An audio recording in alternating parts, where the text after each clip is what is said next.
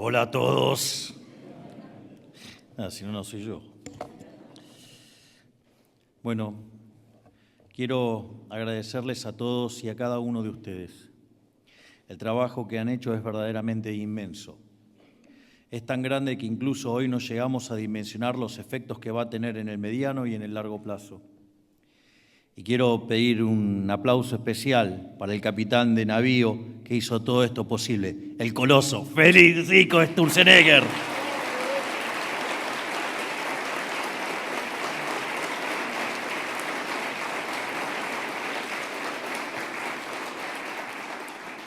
Muchas gracias, Fede. Es una casualidad histórica extraordinaria que el vencimiento de las facultades delegadas coincidiera con una fecha tan significativa para nuestro país. Hace 209 años, a través de la Declaración de la Independencia, nos liberamos de un sistema político y económico liberticida, que restringía libertades políticas y económicas de muchos para el beneficio de unos pocos. Hoy estamos viviendo una experiencia similar. Hace 2 años decidimos como nación ponerle un freno al afán o afano infinito de una casta política descontrolada que favorecía a sus socios y clientes a costa de todo el resto del país. Decidimos decirle basta a la tiranía del Estado y de la casta. Pero los procesos de independencia nunca son fáciles. La independencia siempre implica alguna suerte de combate contra quienes antes no tenían subyugados, una rebelión contra el statu quo. Como verán, la padecemos bastante. Créanme que a Kennedy no lo maté. No había nacido todavía. La guerra y la independencia fue costosa para nuestra joven nación. Puso a toda la dirigencia de aquel momento frente a la pregunta de si no convenía simplemente volver a subordinarse a la metrópoli.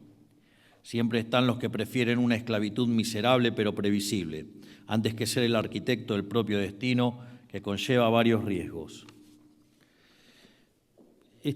Voy a desviarme un poco del discurso para que tengan una idea y un orden de magnitudes de lo que significa abrazar las ideas de la libertad. Para que tengan conciencia de lo enorme de lo que están haciendo. Cuando ustedes estudian el libro de Shemot, en la Torá, digamos que vendría a ser el Pentateuco, o sea, los 5 primeros libros del Antiguo Testamento, lo interesante es que cuando el faraón le habilita a Moshe que puede irse, acá hay algo muy interesante porque después de más de 400 años de yugo opresor, de esclavitud, y que todo el mundo se quejaba, digamos, de la situación de la esclavitud. Pero es interesante porque cuando ustedes van y leen la Torá, una de las cosas que dice es 1 de cada 5 salieron. Es decir, solamente el 20% decidió abrazar las ideas de la libertad y emprenderse en la tarea de caminar por el desierto. Esto no es menor porque muestra el tamaño del desafío que uno enfrenta. Digamos, mucha gente prefirió el pescado gratis. De hecho, digamos, cuando uno hace Shabbat, digamos, una de las cosas que van a tener es que cuando se entrega la jalá, no se le da en la mano, porque justamente eso recuerda, ¿qué cosa? Recuerda a que era el pescado regalado, digamos, pero no era gratis. De ahí la frase de Milton Friedman, no hay tal cosa como un almuerzo gratis. Justamente, está inspirado en eso. El costo de eso era la libertad. Por eso, digamos, a ustedes le dejan la jalá, o la costumbre sefaradí, se la tiran. A mí me divierte más la costumbre sefaradí, aviso. Pero en ese contexto, lo que quiero que quede claro es de la tarea enorme que estamos llevando a cabo. Es decir, después de 100 años de que nos estuvieron contaminando la cabeza con el virus colectivista, a la gente le cuesta abrazar las ideas de la libertad. Y a veces no lo hacen por maldad, sino porque lo hacen es por miedo. Y entonces hay otros que no lo hacen por conveniencia, digamos. Pero más allá, digamos, de los perversos, lo que hay que tener en claro es que es una tarea difícil y por eso también es importante, por ejemplo, la tarea enorme que lleva a cabo Federico cada vez que va a la televisión y, digamos, y muestra las ventajas de ir abrazando hacia un mundo de más libertad, o sea, hacer de Argentina un país cada vez más libre. Que ustedes saben que mi objetivo es que Argentina sea el país más libre del mundo. Así es que, digamos, solamente dimos algunos pasos, o sea, todavía nos queda mucho por hacer. Pero quería dejarles en claro, digamos, lo importante de la tarea que están dando, de la pelea que están dando y de lo ingrata que puede ser esa tarea. Porque recuerden, solo 1 de cada 5 salieron de Egipto.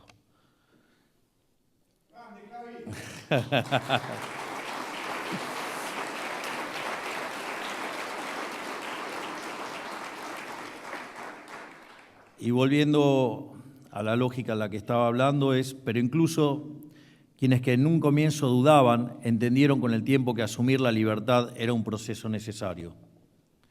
Sus frutos podían tardar en llegar, pero son los más valiosos que existen, por lo que los sacrificios presentes estaban plenamente justificados.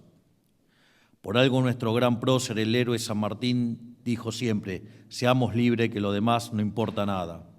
Con eso quería decir ni más ni menos que la libertad es la condición indiscutible de todo lo que es valioso en la vida y por eso es en todo momento y lugar una cuestión innegociable. Durante las últimas semanas nos acostumbramos a que se deformara la palabra patriotismo y se la usara para cualquier cosa. Se hizo de todo en nombre de la patria, desde mandar muchachos en pechera a controlar precios de góndola hasta ponerle de nombre país a un impuesto. Impuesto del cual nosotros ya hemos prescindido, es decir, lo hemos eliminado. Yo quiero proponer que para que un acto o medida sea patriótico tiene que cumplir con 2 criterios. Tiene que ser en pos del beneficio general, no en pos de un interés particular. Tiene que ser en pos de un beneficio futuro, sostenible en el tiempo. No puede ser pan para hoy y hambre para mañana. Someter a un conjunto para beneficiar a unos pocos no es una gesta patriótica, como tampoco lo es sacrificar la calidad de vida de las generaciones futuras a costa de mejorar mediante alquimia monetaria las condiciones presentes. El equilibrio general intertemporal lo metemos por todos lados. Tenemos con Federico una obsesión ahí, cuasi patológica. Por eso, el modelo del Estado omnipresente que se inmiscuye en cada asunto de la vida de las personas es intrínsecamente antipatriótico. Y no hay mejor prueba que los resultados que ofreció una vez que se desplegó hasta sus últimas consecuencias. Un Estado que avasalla a un sector de sus ciudadanos para beneficiar a otro, compuesto de amigos y clientes. No es un Estado, sino una asociación ilícita. Y en eso han convertido a nuestra nación tras tantos años de psicopatía y prepotencia. Para nosotros, el Estado tiene que proteger al ciudadano de ser avasallado por terceros, porque sabemos que la fórmula para el beneficio general sostenido en el tiempo no es otra cosa más que la libertad para la asociación entre pares. Por eso, cada una de estas personas, cada uno de ustedes son los verdaderos patriotas. Muchas gracias por la tarea que están haciendo por la patria.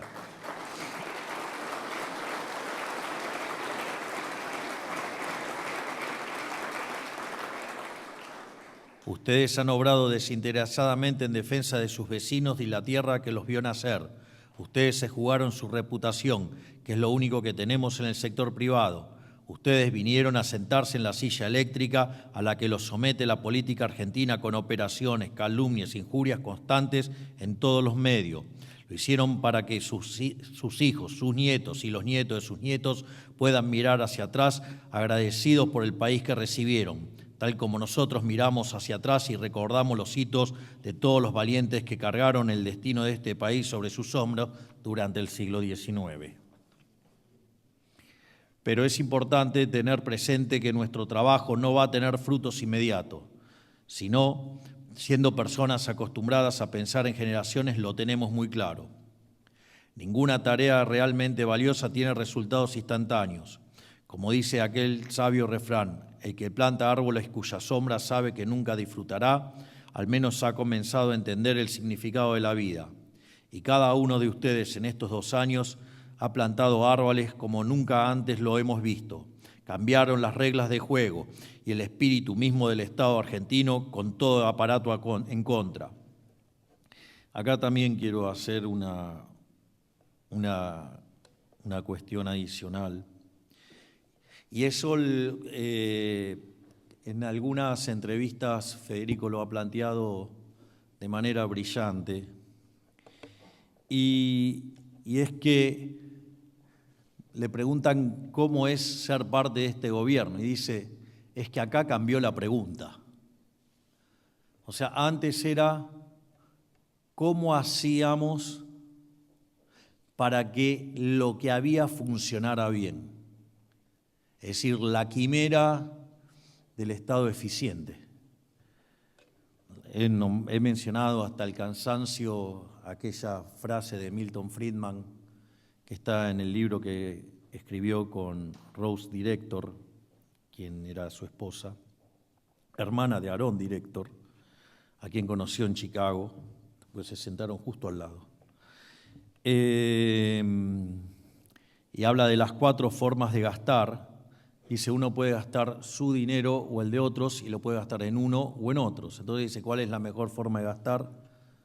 Es el dinero de uno en uno mismo, porque uno sabe lo que quiere y uno sabe lo que le costó ganarlo. Otra forma de gastar es el dinero de uno en otros. Lo que hace en ese caso es minimizar el costo. Alguien diría que es como cuando uno hace un regalo, trata de quedar bien con lo menos posible.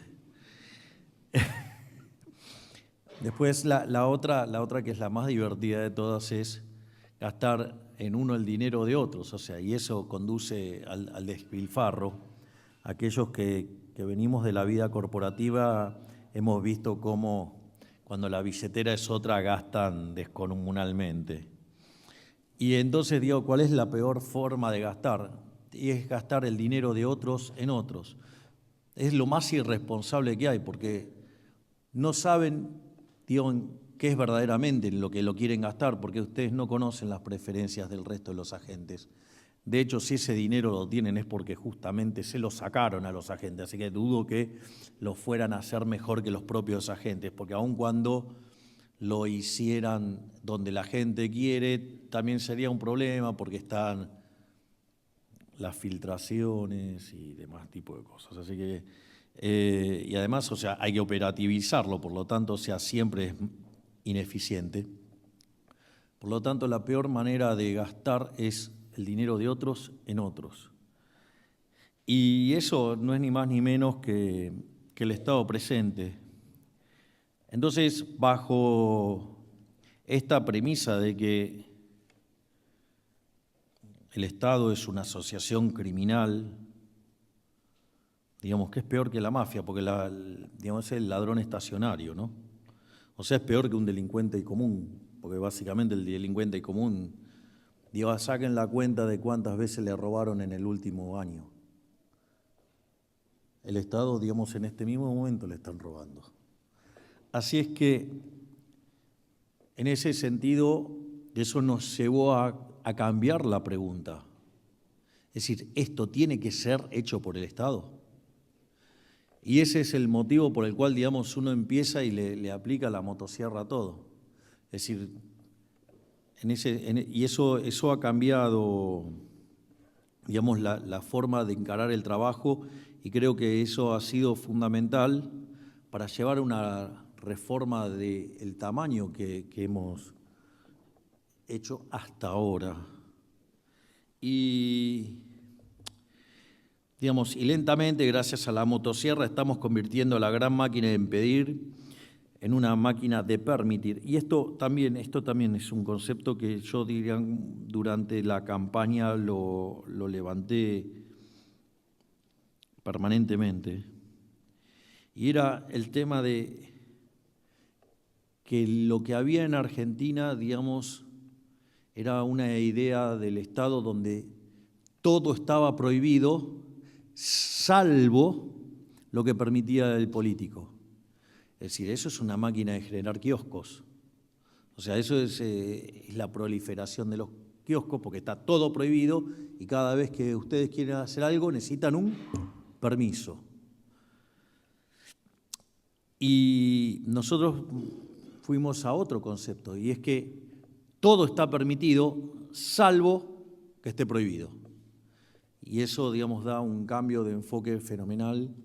Y, digamos, si en el fondo, digamos, son estas cosas que están detrás de todas estas reformas, es el espíritu de la reforma. O sea, tanto la pregunta, el cambio de la pregunta, como este concepto acerca de la libertad. En definitiva, hoy estamos pavimentando el rumbo hacia una Argentina en la cual la voluntad y la creatividad personal sean los protagonistas, y donde cada argentino pueda ser arquitecto de su propio destino, para así dejar atrás el corso a contramano en el que los únicos protagonistas eran los amigos del poder. Sin embargo, los adalides del antiguo modelo siguen intentando impedir nuestro avance, aferrados con uñas y dientes a sus kioscos.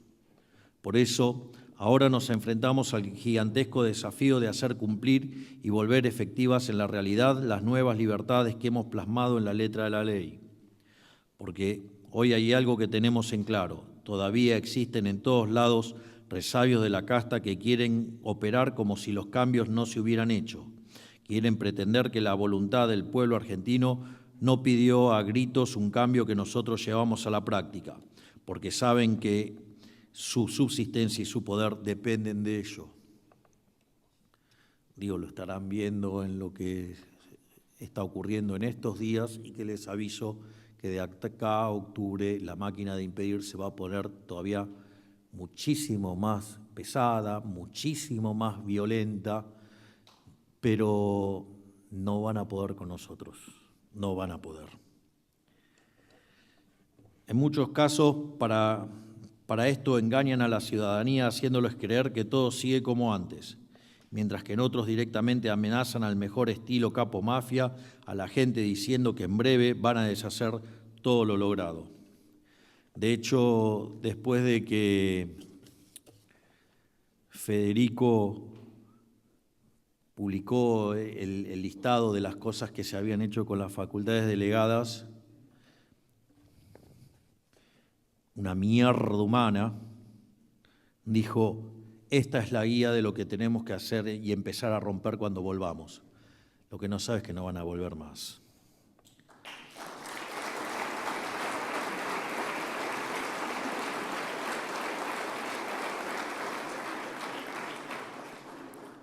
Los funcionarios que usan las regulaciones como excusas para demandar coimas saben lo que están haciendo. Como ladrones de poca monta, se escudan en el Estado para aterrorizar a la población y amenazarla con futuras represalias.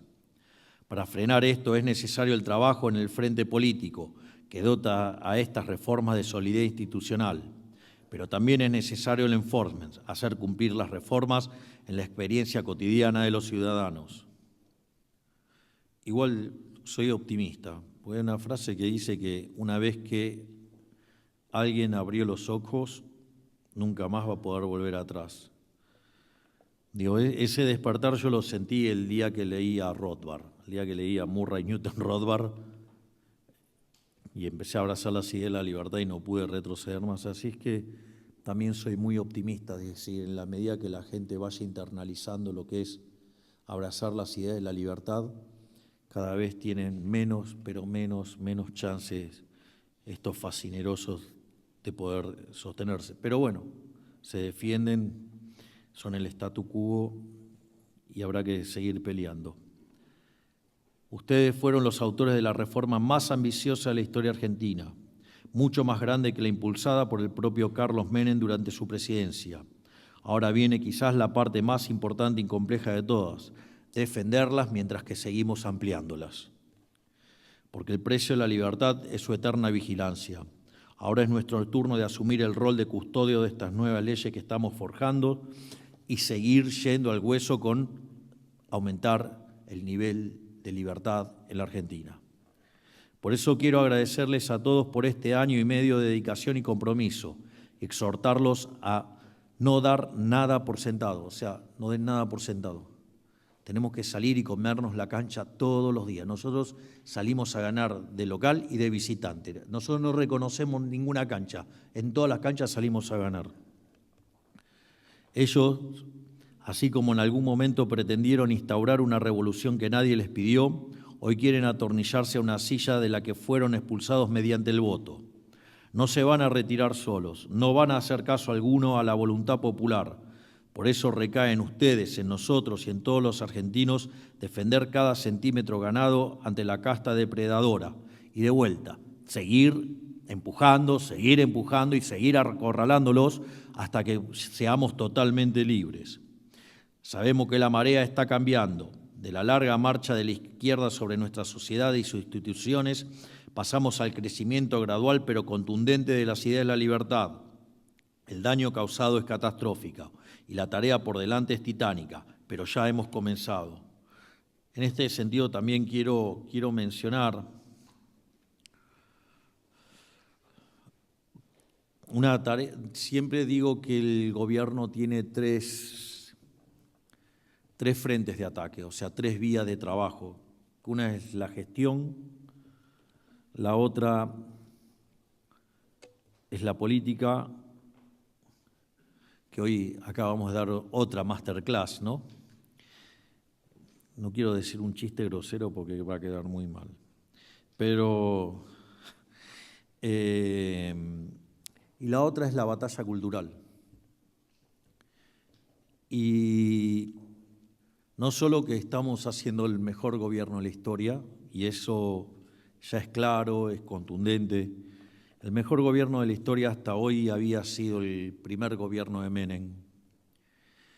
Y básicamente eran dos elementos el gobierno de Menem, por decirlo de alguna manera, que era un plan de estabilización exitoso, que fue la convertibilidad, y un conjunto de reformas estructurales.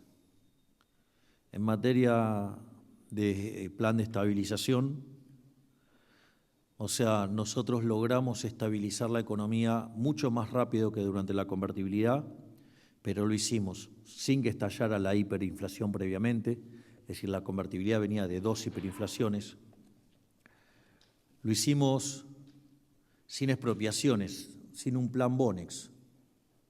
Es decir, cuando nosotros llegamos todos hablaban que íbamos a hacer un plan Bonex y no lo hicimos. Lo hicimos también sin defaultear. Esto no es un tema menor porque entre lo que teníamos de pasivos remunerados a un día en el Banco Central y lo que teníamos de vencimiento de deuda en pesos era el equivalente a 13 bases monetarias. O sea que imagínense lo que hubiera sido multiplicar por 14 la cantidad de dinero en cuestión de meses.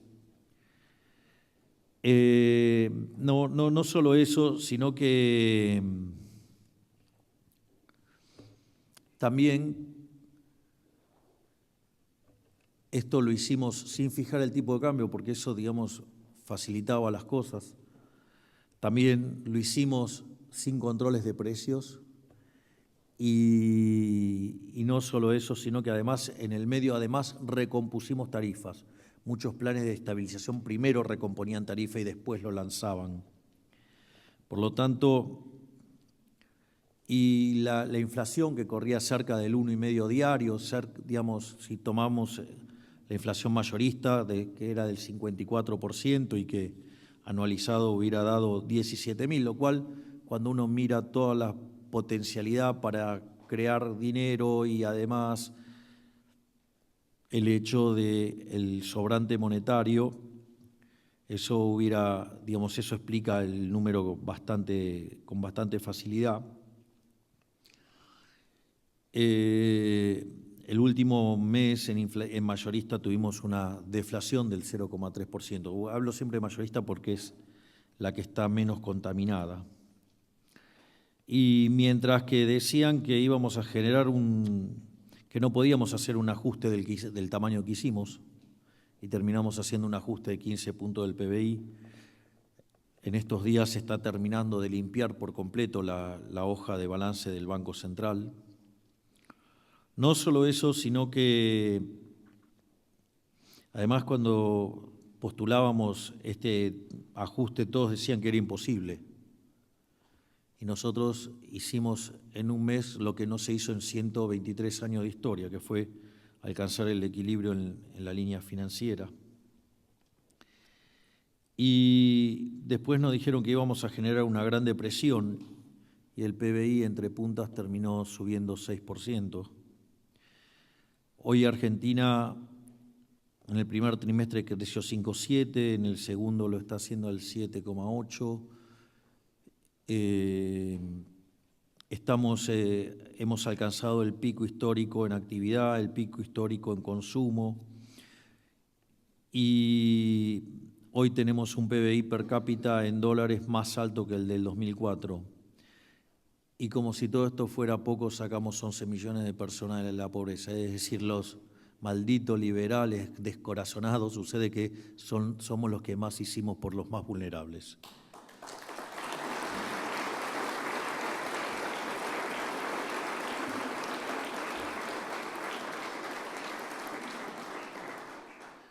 Obviamente que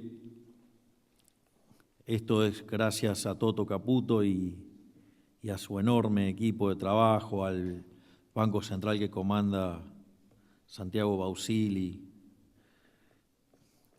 el guardián de las cuentas públicas, Huberman, o el trabajo enorme de Pablo Quirno, podría estar mencionando acá, o lo que es el gigante de José Luis Daza. La verdad que gente extraordinaria, o sea, extraordinarios profesionales y aún mejor todavía seres humanos, como cada uno de los miembros del equipo. Si hay algo que caracteriza a este gabinete que tengo el honor, orgullo de tener a cargo es que no solo son profesionales extraordinarios, sino que además son excelentes personas. Eso es un tema no menor. Entonces, eso, digamos, es una de las partes de la gestión, obviamente, ni que hablar de lo que se hizo en seguridad, ¿no? Digamos, de pasar de 8.000 piquetes por año a 0. Vamos a hacer rock and roll nosotros dos. Yo quería venir así, no me dejaron.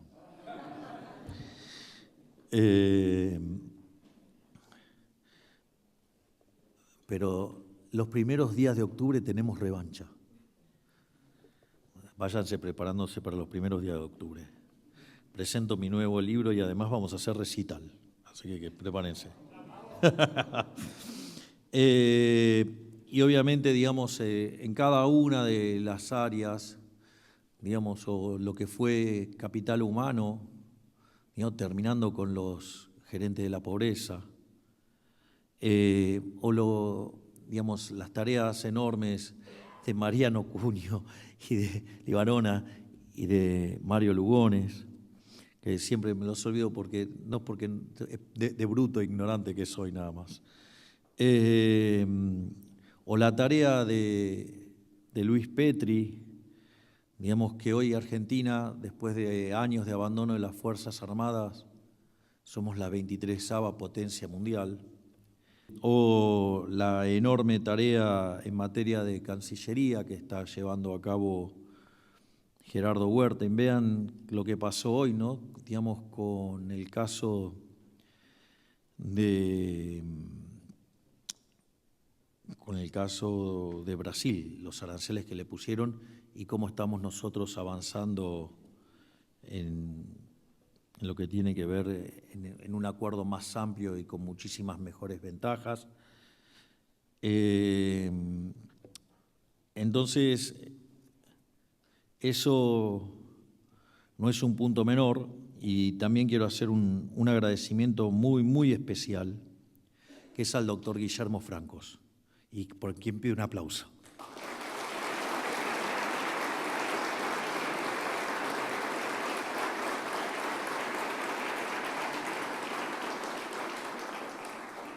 Fede, no te hice un reconocimiento explícito porque todo el discurso es un reconocimiento a vos, así que, digamos,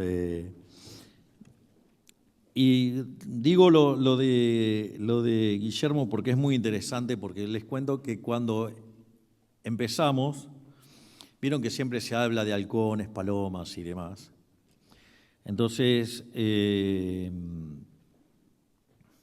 más o menos el gabinete había algunas palomas, una partió, digamos, a traicionar, ya saben, pero no era la única palomita que había ahí. Bueno, otra palomita la eché.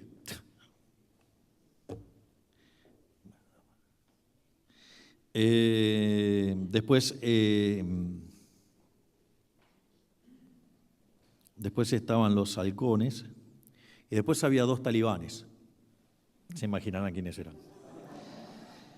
Bueno, lo interesante es que ahora le estamos haciendo muy difícil el trabajo a Guillermo porque estamos todos talibanizados.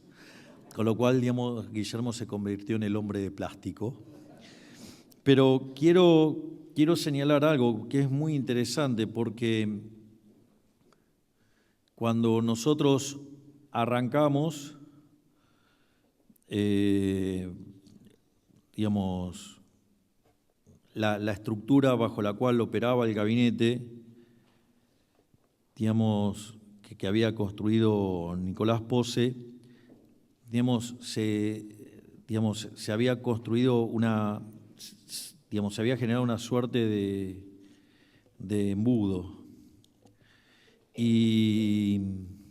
Y eso hacía que un gobierno, digamos, con tantas ganas de hacer cosas, y entonces eso generaba una situación donde el gobierno no caminaba a la velocidad que queríamos.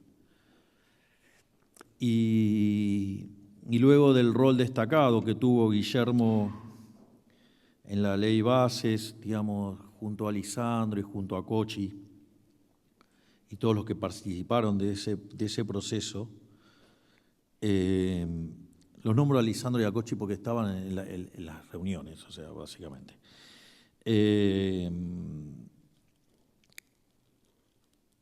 Digamos, pasó Guillermo a jefe de gabinete y se convirtió en un ministro coordinador.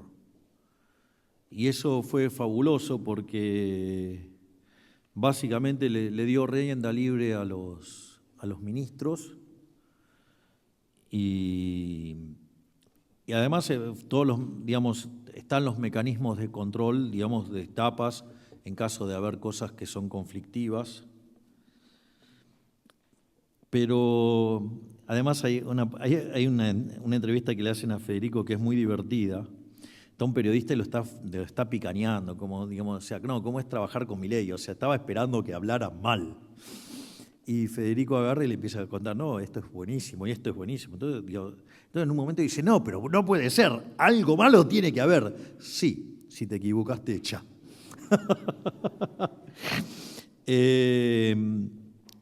Y en ese sentido ha habido un rol fenomenal en el estilo de conducción que tiene Guillermo. O sea que no solo además es una persona talentosa, un excelente ser humano, digamos, además tiene que lidiar con todos talibanizados ahora, con lo cual su tarea está muchísimo más compleja, pero bueno, ahí va, se lo ve feliz también. O sea, este es un gobierno donde los ministros son felices. Pero eso es lo que tiene que ver con la gestión. La otra parte tiene que ver con la política. En tiempo récord se logró armar un partido político. En cada una de las elecciones que estamos participando, si consideramos o aislamos el efecto de los partidos locales, la verdad es que en estricto rigor hemos ganado en todos.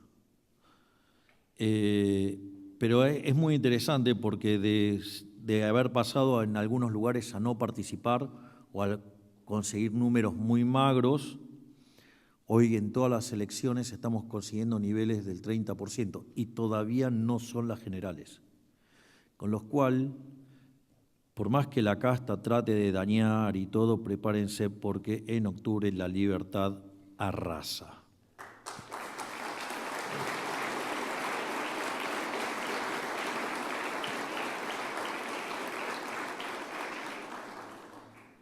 Y en definitiva, lo que hoy también queremos celebrar es que hemos colocado los cimientos de la reconstrucción. Y aunque no lleguemos a ver la obra terminada, dejaremos esta tierra habiendo honrado la memoria de los padres de nuestra independencia, que también se sacrificaron por un futuro más próspero y más libre. Es decir, acá, ya pensando en la cuestión del largo plazo, también hay un tema que es muy importante, que es el tema de la batalla cultural. Y a mí me parece que hay que tener conciencia de lo importante que es la batalla cultural, porque ustedes pueden hacer todo bien como hizo Chile y no darla. Y el sistema se cayó.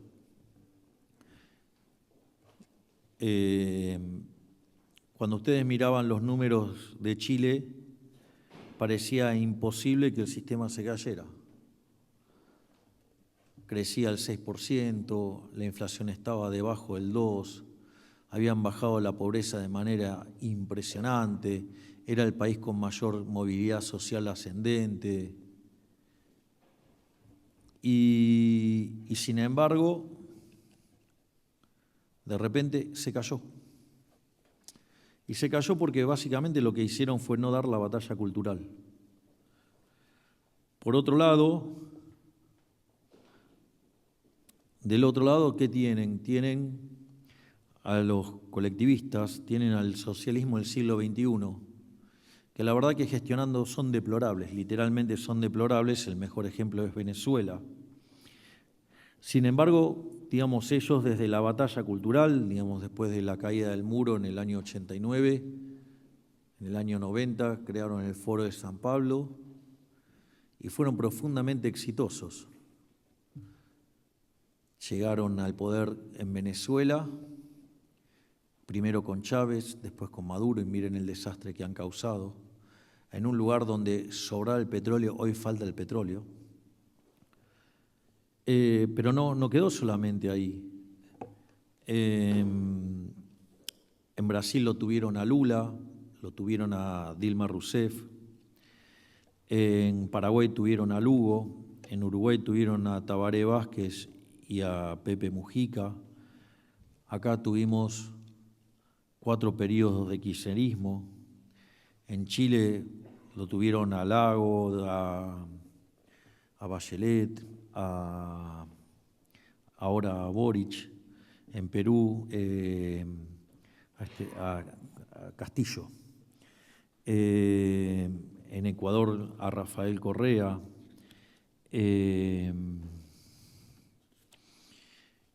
En Bolivia, a Evo Morales. Y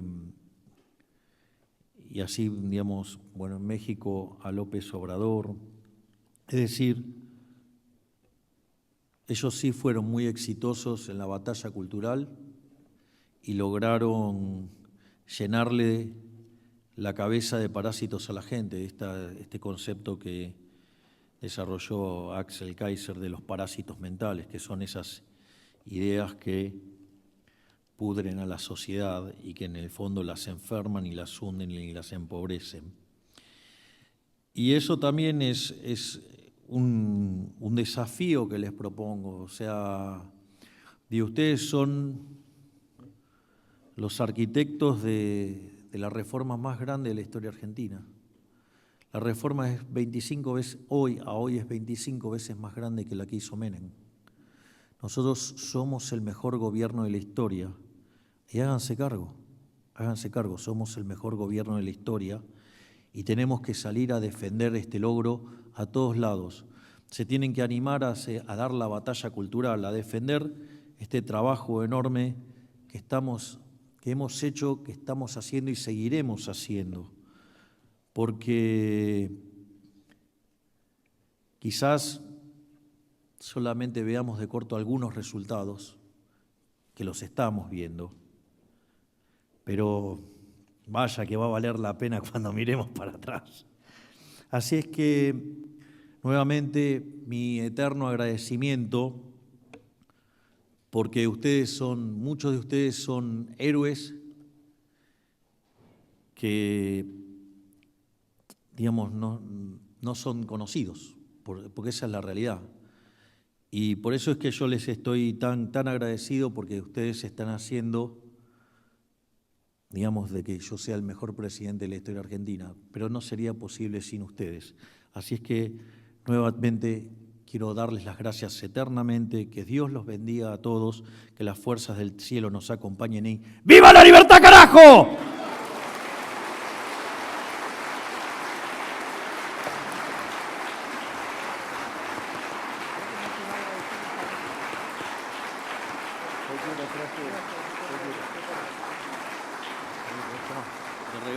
Perdón, un minuto. Nos quedó una gente sin agradecer. ¿Esto me lo regalás? Sí, claro, obvio. Aquí se lo voy a regalar. Muchas gracias. Que fueron, de hecho, instrumentales en los primeros decretos de esta última ola. Yo quiero mencionar a Leo Cifeli, que no lo habíamos mencionado, y a Gastón Solá, que creo que les viene una buena batucada, y a Mara, del equipo de Karina Milei, junto con Juan Gali, que no sé si está por acá o no. Allá está Juan, así que bueno. Gracias a todos. Listo, terminamos. Buenas noches. De esta manera damos por finalizado el presente encuentro. Muchas gracias a todos. Es la marcha del león, rugiendo cada